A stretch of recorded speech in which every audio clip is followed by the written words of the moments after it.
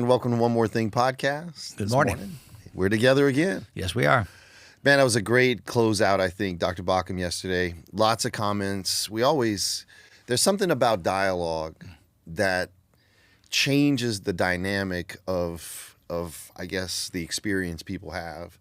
And before I get into what is it about the dialogue, you think? Because everybody loves it, man. Yeah, well, I think it's organic. I mean, a lot of what we do, we really don't know what each other's going to say. That's right. And it's kind of suspicious. The other thing I think, and this is coming from many years ago when I took a class in college in children's ministry. And why I would ever take that class, I don't know.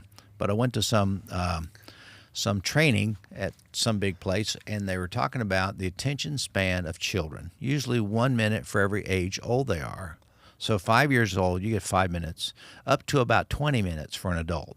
Anything beyond 20 minutes, you got to do something to shift their attention. Years ago, I used to do a video clip in the middle of the teaching to kind of shift the attention. Yep. But when we're dialoguing, I think people are sitting out there and their attention is going, it used to be a kid's learning center here, learning center there. Now I think they're going, oh, Troy's talking, now Larry's talking. And I think their attention gets diverted. So, maybe you and I have 20 minutes, maybe 18, 20 on a good day talking if we're clever. But this, I think, every 2 or 3 minutes, they're shifting to the other person. I think it's more engaging. That is, and I don't see churches do that. Like, I watch a lot of sermons. I follow a lot of pastors, a lot of churches that are influential, and I've yet to see a dialogue in their main service. It's always monologue. So Yeah. I think it's something unique that we bring. So that's a rumor that we do dialogues here. That's right. Yeah, that's right. That's a good rumor, isn't it? It's a beautiful way to communicate these truths. And I think that was one of the things that was special about yesterday is we went through sort of an amalgam of different rumors that we touched on. And I particularly am always in awe of your historical knowledge of that rise of the fundamentalist and how at the time seemed to be beneficial, but over time became very detrimental to Christianity. Can you speak on why that's so? Yeah, I think, with the age of science, and particularly, The Origin of the Species by Charles Darwin, but not just that, but the age of science where all the German theologians are now looking through what is called biblical criticism.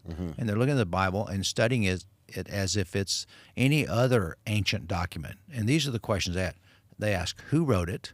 What was the circumstance? What was going on? Yeah. Because I think we need to ask those questions rather than to read it at face value just as if it's being written to us today. Right.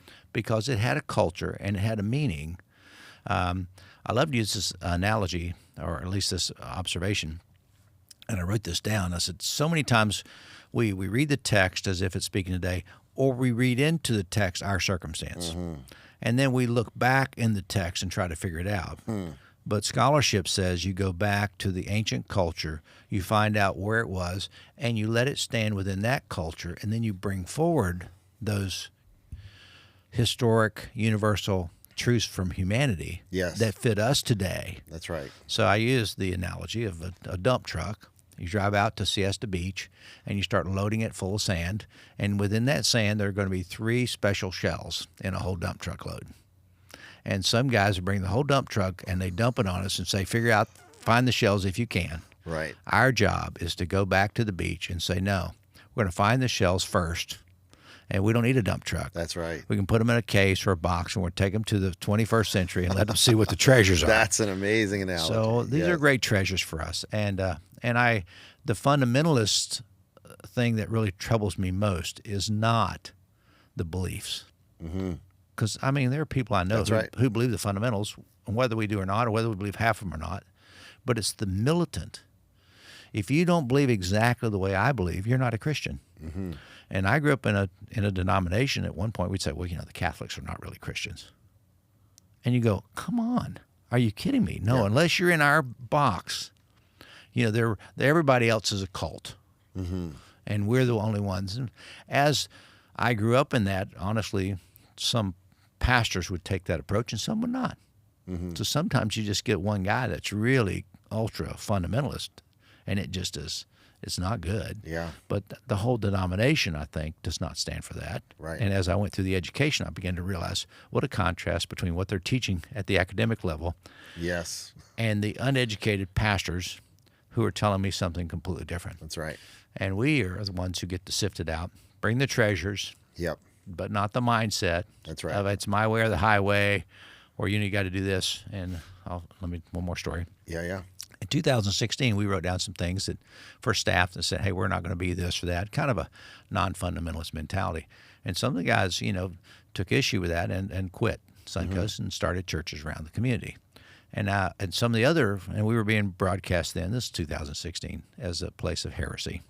I said, it's amazing, the guy that's trying to give you the honest to God truth, the PhD in the neighborhood, saying, guys, I spent my life studying this in the original languages, and you bring the best you know forward, but because others do not tolerate that, you're trying to be cast out. And we were part of a couple of organizations that came to us and said, unless you sign this core statements of belief, you can no longer be affiliated with us. Mm-hmm. I remember sitting with a guy going, but if I were a Jewish rabbi who would never sign that, could I help? But you're not Jewish. And you claim to be this, and you're not. And I go, well, thanks, but no thanks. I wouldn't have signed that when I was 20, and I surely am not going to sign it now. And, we want people into this controllable box. Yeah. And we just, at Suncoast, we want people to be free. That's it. To say, hey, you can believe A, B, or C. We don't care. We're not going to dictate to you what you have to believe. Mm-hmm. But what we will suggest is that you keep your mind open and your heart open.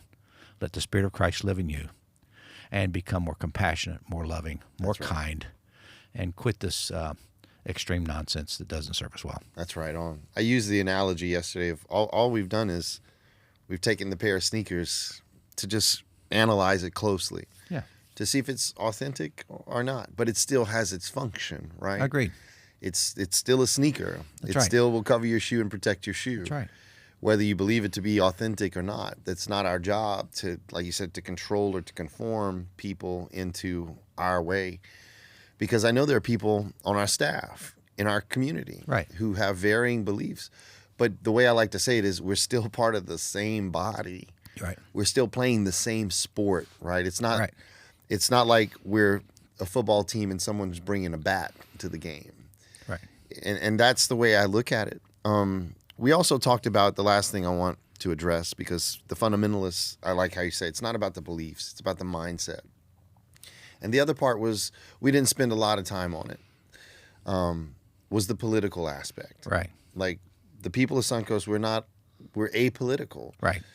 And there's this movement in our country that unless you affiliate, unless your church absolutely sort of exemplifies one or the other, we want to know where you stand, and we don't do that. Why is that important to your heart? Well, I know that typically in churches they're strongly Republican, just to say. But in other areas, when I was in the Deep South up in North Florida, they were strongly Democrat. As a matter of fact, they'd have political candidates go into the churches. Wow. And they'd take them and say, in some of these places the illiteracy was so high, just vote D. And they'd show them what a D was. No. And I went to a couple of those, and I was like, wow. So it's not that I don't think it's right, in my opinion, for me to be political when I feel like that half my congregation is going to vote Democrat, the other half is going to vote Republican. Mm-hmm. And why should I bring it into well, if you're going to be really spiritual, you got to be one or the other. Mm-hmm. I tell people vote, but it's more important to me that we're all Americans. Yeah. And it's more important to me that we all follow the teachings of Jesus. Yeah. There are a lot of different churches, and that's okay. Yeah. But we're on the same team. That's right. God is the one that we're all trying to serve the best we know. And some know a little differently than others, and that's okay too. Mm-hmm. But a soft approach, a kind approach. Christianity is dying in this country. Mm-hmm. The stats are saying it. Pew Research, Barna Research. You look it up, and you'll find Christianity is going. The biggest group of people of religious people in this country are the nuns. Yep. None of the above. Why? Because they've been disillusioned with this fundamentalist mindset, or it's got to be grandma's way or my parents' way, and it doesn't fit me. Yeah. Is there something that'll fit me? And I say, yes, welcome to Suncoast. There you go. We're the church that's a one-size-fits-all. Yep. And we love you. We want you to know you'll be clothed here. You'll be wearing shoes, whether or not they're Jordans or not, we don't know. Real or not, yeah. But the point is, we will try to take you to a level in your heart where you feel closer to God, and your life will be more balanced. That's it. And that's a beautiful sentiment. I think if everyone sort of appropriated that into the heartbeat of their community, we'd see more lives changed, and instead of this division. Yeah, I think it was a great series, man. Lots of comments, lots of engagement online with it. But this week, man, when you announced it in church, it was what a response. Next week we start practical prescriptions, and man, the crowd like erupted in cheers. Right. They love it. They like something to take home, and we give them a little prescription pad. This week your prescription is whatever, and put it on your refrigerator and say this every day for a week. It's something that I've seen my wife do it. I've seen their path plash all over the part of the cabinets in the kitchen, where she's taking it to heart, and she's doing these things, and they help us. I mean, little sayings that you say every day. I mean, and you said this. I mean, words matter, thoughts matter. That's right. You know, if you want to change your life, you change your thoughts. That's right. You start changing your thoughts by saying something repeatedly that's positive. That's it. And that's what we're trying to do. That's it. And that cranks up this Sunday. That's right. It's going to be fun. Can't wait for it. Practical prescriptions, was this 4.0? 4.0. Awesome. Sounds great. Can't wait. Thanks, Dr. Baucom. Pleasure.